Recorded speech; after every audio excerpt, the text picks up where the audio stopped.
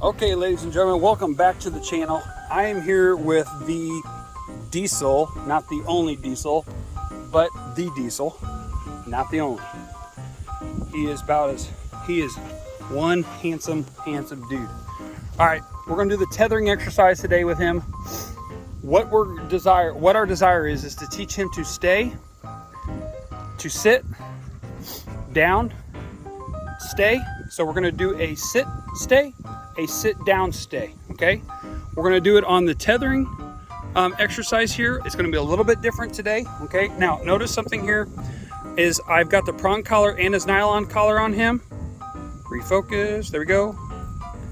Now, notice that his collar, the check cord is not hooked up to the prong collar, okay? So let me explain what we're doing there. The reason we're doing two different collars is this. I want him to learn that we are doing two different, there's two different rules that apply. In essence, there's actually three. No collar means no rules. The nylon collar means that there are some rules that apply, such as like being in the house at liberty and so forth and so on. There are rules that have to be applied. And then the prong collar here, or what I refer to as the training collar, that is another aspect that steps the dog's minds into a different dimension as far as that we are going to be training, okay? Now, because Mr. Diesel does not have a ton of experience on this check cord idea, okay? We're going to go about this a different way. He's very spontaneous, so there's not 100% like, you know, he's not going to do this and he's not going to do that. He's kind of a spontaneous dog. All right, he's right at 12 months old, give or take, sitting right around that time frame. So, and he still is intact, so he's got a lot of drive, okay? A lot of your dogs may or may not have his amount of drive just because he's still intact, and that does give him that testosterone, which definitely, you see his face, I mean, he's all over the place. I've got a lot of distraction that's going on. The wind is blowing, so as you could probably tell in here, you know, it's blowing pretty good here. I'll show you these trees here. So it's very windy, and I apologize if the sound is bad. I'm doing the best I can here with what I got. So he's very distracted. So we're going to focus on distraction training, and we're going to be really focusing on the commands off leash. The only reward he's going to get, like you've seen in previous videos, is going to be the bumper. But the reason I've done just his collar, the nylon collar, because if he bolts on me, I don't want to have that prong collar around his neck. Okay, now like I previously stated, the way that I tie this rope to the tree and tether him, if the rope is pulled on in a very hard way, it will let go. And so will the prong collar, okay? These prong collars are designed when they're under a lot of pressure, they will snap. Okay, they burst apart, okay? They will burst apart if they're put underneath some pressure.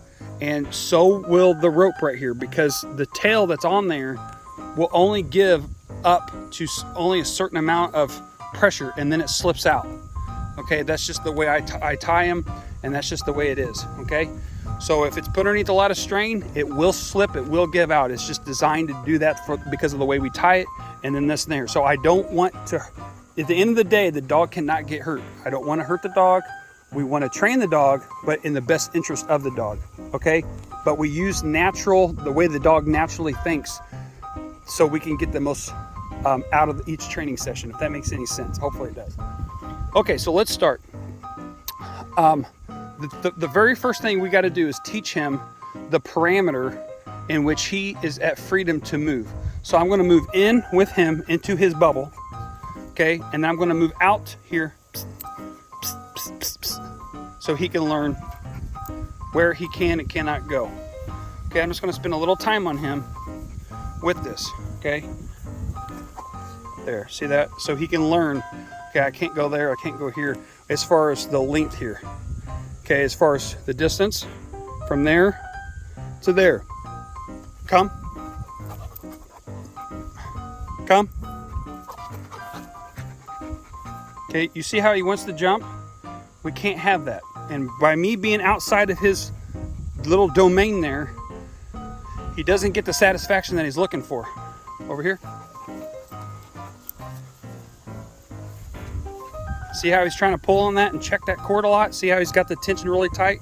Now see how he sits? He wants to release the pressure. Okay, and that's natural. 100% natural. He wants to release that pressure that's on his neck. So what he does, he sits back and releases that pressure. Okay, left. Hey, left. See, I can't have jumping. We can't be jumping. To the right. Come on. Right. Back. Back. Come on. Back, back, back, back. There you go. Come. Come, come. There. Good. Now that is about as ugly as it was. Very, just, his mind is not focused. As you guys can see that, he's not focused. There's only one thing that's got his focus, is this right here. Okay? He wants it, and that's what I'm using. So when I'm moving him backwards, I'm doing this. When I'm moving him right, I'm just taking my arm to the right, and when I'm going to the left, I'm going to the left, okay? So that's what we're working on. But he's got to be focused. His attention span, and that's what we've got to work on, because this dog is super smart, folks. I mean, super smart. That's why I love having him here and spending time with him, because he's so smart. But the problem is his attention span is no longer than his tail, okay? I mean, I'm not joking. It's no longer than his tail. So we've got to keep him engaged, but he's got to learn to obey. He's got to learn to submit, okay?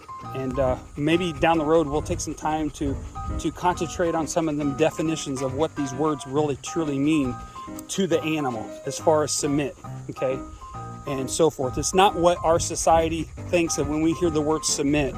That's not the proper term, really. You know, it's just basically, submitting is basically, in essence, in a dog's world, is just not doing their own will.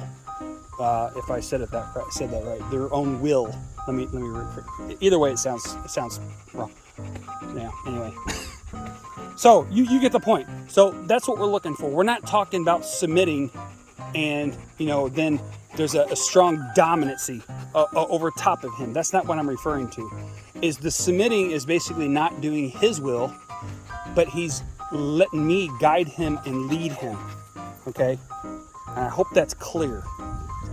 And maybe not, and I apologize. I'm doing the best I can to alliterate what I'm trying to project here. So, all right, so we're going to, again, see how his body's already faced the direction I want. Well, you don't know what I'm about to do, but his body's already faced the direction I want to go. So I'm going to go Diesel, right? Okay, whoa. Sit. Good. Come. Good. Left. No jumping. Left. Okay, back. There you go. Good job. Come. Right there. Now sit. Good. Now you can get what you want. Good. Now, the next thing we're going to have to work on, this right here. Two things that are bad. Number one, he's chewing the snot out of my dummy, my bumper. Okay, that's a no-no. The other thing is that he lays down. Come. And I need him to retrieve every time. Okay? Now, out. Very good job, Diesel. Good job. Now, most of you, not all, know that I hold my dogs to 80%. Okay? You say, what does that mean? Most trainers in the industry is 70%. You say, again, what does that mean? I'm going to tell you. 70% means this. When I say fetch, it means 7 out of 10 times he will fetch. Okay? Now see here. Now, Diesel, come. Very nice. Very nice. Out. 7 out of 10 times. Fetch. This is the industry standards. Some trainers, come. Very nice. Out. I got to act very quick with that so you don't have time to clamp down on it. And eventually I'll be able to get more gentle with that. Now, some trainers will hold themselves to a 75%, which is, basically 7 out of 10 times he has to obey. Some people will do 75%. In my situations and what I do is I hold the dogs to an 80%. So what that means is 8 out of 10 times when I say fetch, he has to fetch. Okay? Now, let me define that term fetch. It would look like this. Fetch. See how he grabs it? Come. Come. Diesel. Come. Come. Okay. Now see how he does that right there? Now, my starting off, let me see if I can get off laying on it. Come. Come. Okay, this is good. I'm glad you guys are able to see this, because this is probably what majority of you deal with. Come on. Get off of there. You're all tangled up, dude. Get your foot off there. Get your foot off there. All right, come on. Whoa. It's my fault. My fault. All right, come on. Well, I can't get my hand around that. I'm just gonna keep going here, because I want to let you guys see this, how this works. Ow. All right, so when you guys deal with a situation like that, that's real training right there, okay? I bet I can say almost everybody that's gonna watch this video has experienced that very same thing right there, okay? Number one, I couldn't grab the dummy because I'm one-handed right now, okay? He didn't want to come back to me on the retrieve. Now, let me specify what I mean by fetch. When I say fetch, he has got to have this in his mouth, the bumper, okay? If he goes and gets the fetch, I am contented with that. Now, when I say come, he's got to be able to come to me with that retrieve. It's two different commands. So when I say fetch, that means go out and get what I say to get. Put it in your mouth. When I say come, that means to come to me. Okay, that doesn't mean to take off with it and go somewhere else or whatever. As he gets older, that will change to a fetch, and that fetch will automatically be combined with come. Okay, unless otherwise specified. Just like our sits, right now it's a sit, and then we say the command stay. Two different words, two different commands for really almost in essence the same thing, right? But as he gets older, we will smear or combine, that'd be a better word, combine those two commands into one meaning. But we can't expect him to understand that really sit means to stay until released, okay? But we have to teach him what these commands look like. So if sit says to sit, okay, and stay means to sit and stay put and not move, then we teach him what those two commands look like. So this is sit right there. Okay, and as I move backwards, I'll say stay, and let him see what stay looks like. Good, stay. There's your reward with the praise. Good reward. Fetch. Give him his reward. Come.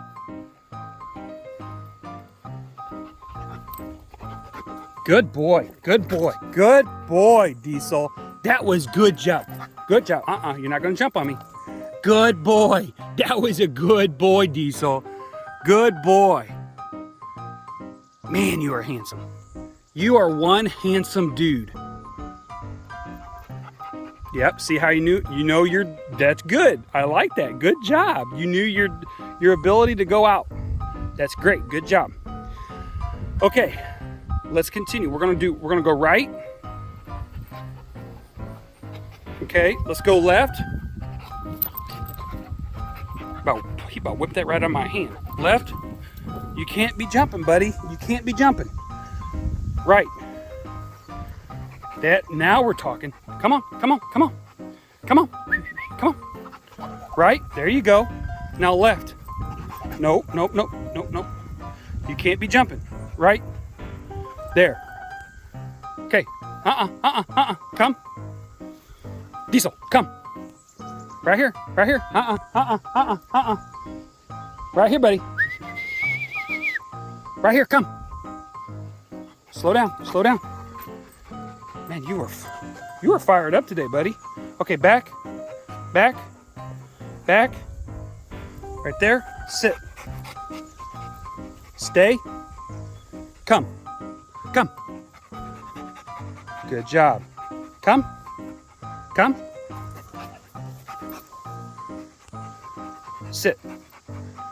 Good, good. It's a little sloppy, but we'll be satisfied with that. Fetch. Okay, here we go. Come. Come. Nah, you know better. Come on, come. Come on. So back to what we just went through here. Come on, come. Come. Out. Good boy. That's a good boy. That's a good boy. So we've had two situations there. When we said fetch, he went over here, laid down, and would not come back. So that was number 8, fetch. Okay, so we had, let's see, what is that? 6 of them were successful, 2 of them were not. Okay, now we can keep going out to 10 and see where he would get us. All right, I can almost guarantee you if he did 2 of those right there like that, he's probably going to continue to do that if I go out to 10. All right, so what we're going to do is this is why it's so important, folks, that you have a way to back yourself up. Okay, and that's what this check cord's for. You could go over there and make him do it every time. Okay, you're showing him the leadership in there, and that's building credibility in the dog. Okay, if you tell him to come and you're like, oh, he doesn't want to come, guess what? You're telling your dog that he's making the decisions now. Okay, and folks, I'm not trying to be mean when I say this, but you cannot let your dog tell you when he's going to come or not when you give him the command. I apologize if that offends somebody, but we've got to do better about that. Okay, and again, I'm not trying to be mean. I know that might sound mean to somebody, but I'm not trying to be mean. Okay, I'm trying to help you be a better leader with your dog. Okay, if you allow your dog to tell you when it's coming after you said to come, guess what? Number 1, you're not a leader. Number 2, you are going to be ran over. I promise you. There's no compromise in the dog's mind. When he or she can get room in there and say, hey, I'm going to do what I want when I want, you're done. You have lost control. And then now you're going to be paying me or any other trainer the money to correct that. Okay, or you're just gonna let the dog get away with it, and you're gonna have a dog that when people come over, they might say, oh, the cute little puppy, but they really hate seeing your dog because the dog's uncontrollable. And again, I'm sorry for being so maybe forward with that, but I believe it's necessary for us to be better at what we're doing. Okay, we can't keep doing the same things over and over and over and expecting different results. There is a word for that as far as defining what that is, or what I just said. Okay, doing the same things over and over and expecting different results, there is a word for that. I'll let you come up with the word on that. All right, so I want to be nice. But we've got to be serious. We've got to take this, we got to be professional and take this serious too at the same time. And we got to understand we've got young dogs, but we've got to train them. Okay, this is for them. Okay, and yeah, it's a lot of work, but you got to have fun with the dog. Okay, so that's what it's all about. All right, so here's what I'm gonna do. I'm already 18 minutes. I'm almost 19 minutes in this video. I'm gonna stop right here, guys. Please subscribe to the channel, hit the subscribe button and the notification so you can be notified when I post new videos. Okay, fetch, and then he's gonna take that and lay down. I can almost guarantee you. Then what I'm gonna do is I'm gonna start a video right back up. Okay, I mean right back up, and we're gonna go on part number 2. So these videos, I'm already probably sitting on a 2.5 gigabyte video. It's a lot of data, and it's gonna take a ton of time to upload these. Okay, so plus I want to give him a little bit of a break. Okay, Diesel, come. I'll let you grab your bumper, but you gotta come. That's a good boy. Out. Good boy. All right, I'm gonna let you guys go. We'll see you right on to part number 2, working with Big Daddy Diesel.